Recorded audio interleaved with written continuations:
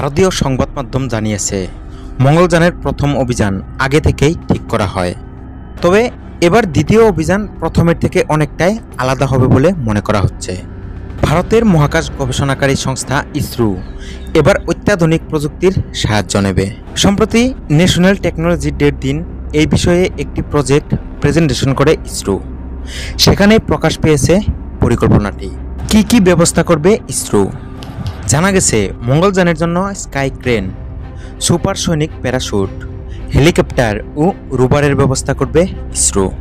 উল্লেখ্য, এর আগে মঙ্গলে অবতরণ করতে এই পদ্ধতি বা প্রযুক্তির অবলম্বন করেছিল আমেরিকা ও চীন। এবার আমেরিকা ও চীনের মতোই প্রযুক্তি ব্যবহার করবে ভারত।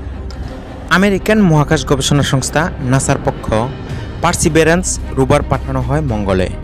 চাঁদে অবতরণের সময় এই রোভারের হেলিকপ্টার, প্যারাশুট ও স্কাই ক্রেনের ব্যবস্থা ছিল। এবার মঙ্গলে অবতরণের ক্ষেত্রেও তেমনটাই করা হবে বলে জানিয়েছে ইসরো।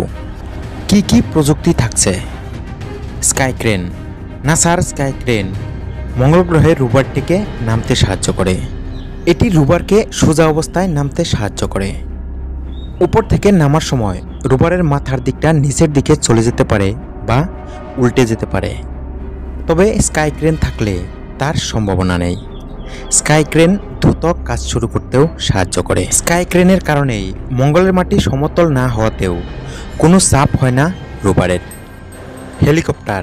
মঙ্গলের পাতলা বাতাসে খুব সহজেই ঠিকমতো উঠতে পারবে এমন একটি হেলিকপ্টার তৈরি করছে ইসরো।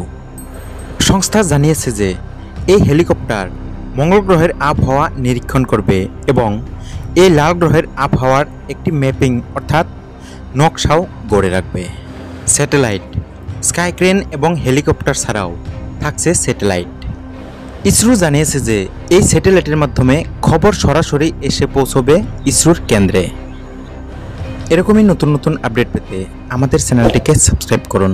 ধন্যবাদ।